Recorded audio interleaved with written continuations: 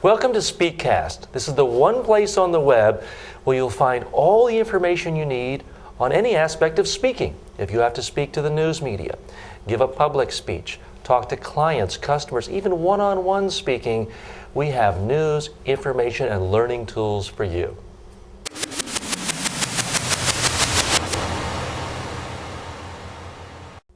You aren't Steven Spielberg. I want you to keep that in mind when you're preparing your next PowerPoint presentation or your next big speech.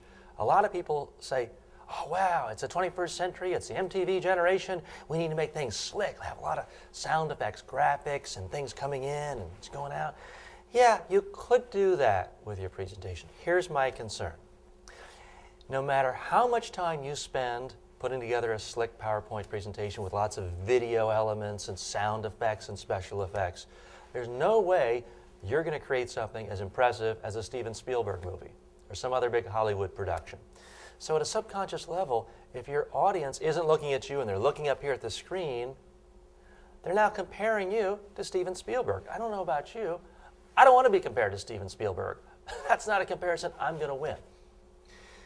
Your time is limited. Your resources are limited.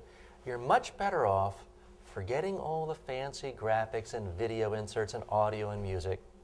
Instead, focus on giving a great speech where you're talking, you're interesting, you have good examples. That is much more likely to impress your audience. Plus, if people are focused on you and you coming across interesting and comfortable and relaxed and riveting, then they're going to compare you not to Steven Spielberg, but the boring speaker who was before you, or the boring speaker after you. Now that's a comparison battle I want, and it's one I can win every time. You can win that too.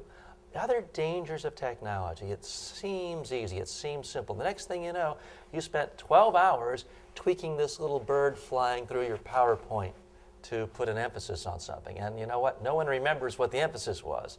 They come up to you afterwards saying, how did you get that little bird to flutter through your PowerPoint presentation? They're missing your message. There's a chance the technology can overwhelm your message. It certainly can overwhelm your time. Your rehearsal time is what I'm more interested in. The people who spend the most time on the production values and the video and all that, they're always the first ones who tell me, teacher, I didn't have any time to rehearse. You did have time to rehearse.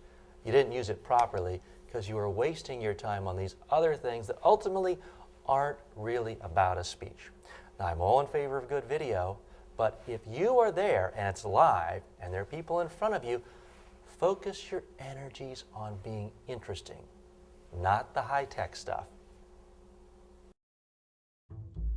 Speaking with TJ Walker is brought to you in part by Media Training Worldwide. For all of your media and presentation training needs, go to mediatrainingworldwide.com. That's 3 W's.mediatrainingworldwide.com.